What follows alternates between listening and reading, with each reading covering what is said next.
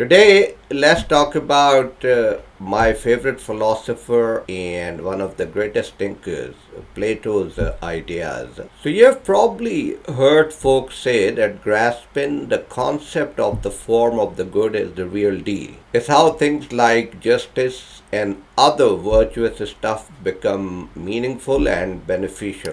Now, Plato's Republic is quite the mind bender. It is praised for its depth, complexity, and ambition. Plato dives into two big questions: what is justice, and is living justly or unjustly better for a person? While tackling these, he drops some serious wisdom on the nature of reality and human knowledge. Plato's metaphysical grand finale, his view of reality, is built on his theory of forms, with the form of the good as the star player. So, according to him, now many really grasp the true essence of goodness itself. But hold on, Republic isn't just about philosophical musings. It is also a blueprint for an ideal city. So, Plato has got those philosopher kings running the show, aiming to make the city, its citizens, and themselves better. To pull it off, they have got to understand goodness at its core. So let's break down Plato's deep dive into the form of the good.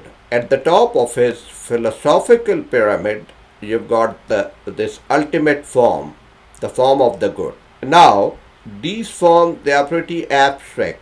They are the blueprints behind everything real in the world. Plato, the master of metaphors, often paints mental pictures to explain these forms. Imagine you've got a regular solid table, that's your concrete thing. It's not a chair, it's not a dog, because it's somehow connected to the abstract idea of tableness. These concrete things are what they are because they've got a piece of those forms in them. So forms are the original or foundational concept in Plato's philosophy. They come first in the grand scheme of things. Now, to understand the form of the good, Plato gets a bit poetic. He compares it to the sun. You've got things that are visible but not super smart on their own. Plato is not a fan of the material world. He thinks it's shaky and unreliable. Then you've got the forms themselves, like the brainy but invisible folk. The form of the god, Plato says, is like the sun for the smarties. In the visible world, we need the sun to make stuff visible, right? We've got eyes and objects have colors, but without that sunlight, we would be as blind as bats. So sight and the sun, they are like best buds.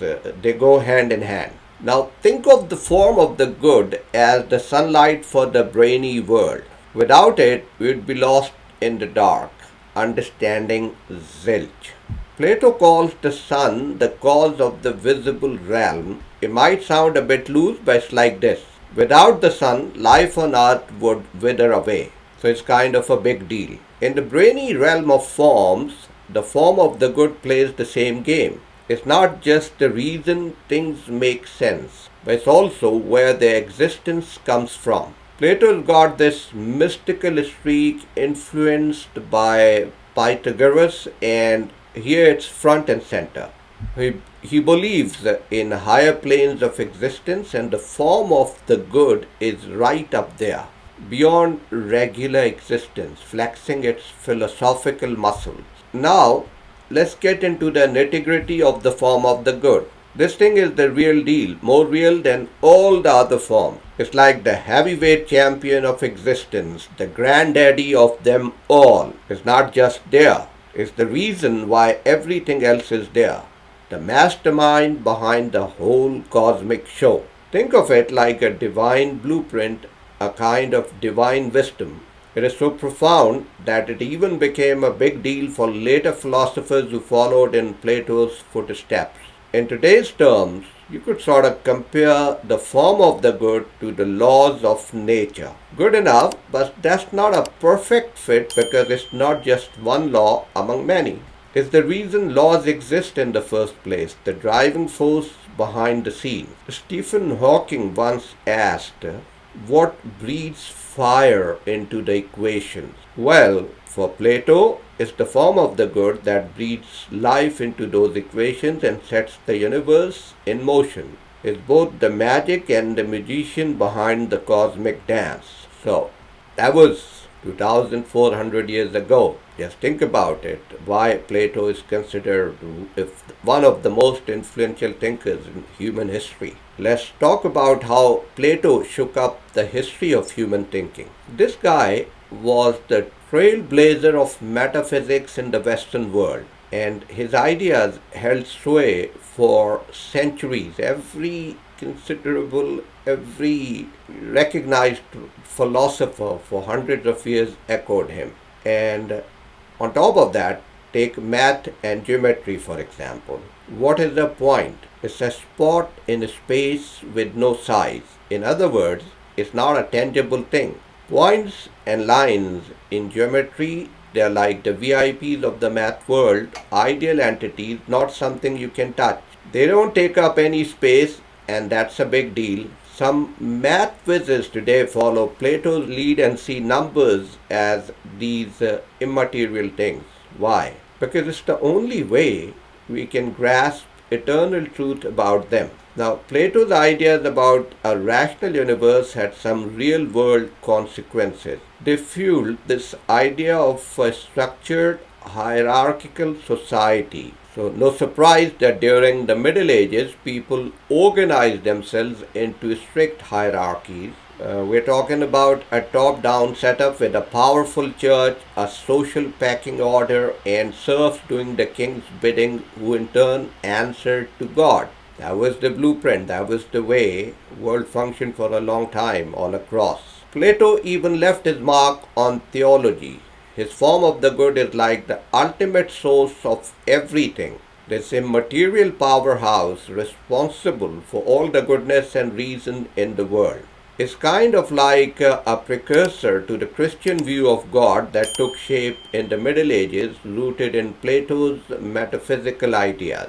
But here's the kicker. Plato's arguments in the Republic lit the spark for scientific inquiry. Science only works if we believe the natural world makes sense and our brains can figure it out, right? Plato's student Aristotle gets props for kicking off the whole scientific shebang and the scientific method. Well, that's the West's heavyweights contribution to humanity. Amazing. So, my dear friends, there you have it, the journey through Plato's Republic and the profound concept of the form of the good. It's more than just philosophical musings, it's a testament to the power of ideas and their lasting impact on human thought. Plato's Republic, with its depth, complexity, and audacious ambition, takes us on a quest to unravel the mysteries of justice and the just life. Along the way, it bestows upon us insights into the very nature of reality and the bounds of human knowledge.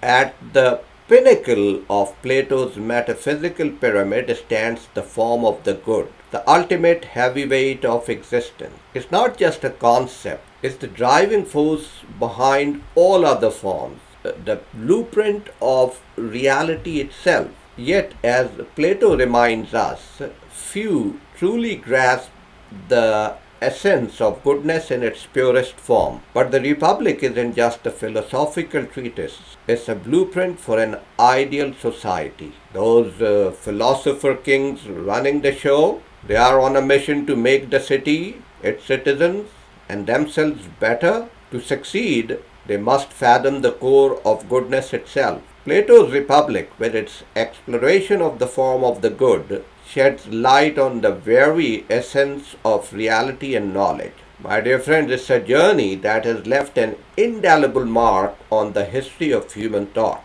So when you think of Plato and his Republic, remember that it's not just ancient philosophy. It's a timeless exploration of the profound, the meaningful and the beneficial. It's a reminder that ideas have the power to shape the course of human history, and illuminate the path to understanding the world and ourselves. Plato's legacy lives on, a resplendent beacon of wisdom and insight in the vast sea of human knowledge. So, my dear friends, what do you think of Plato and his contribution to human knowledge? Think about it till we meet next time. Take care.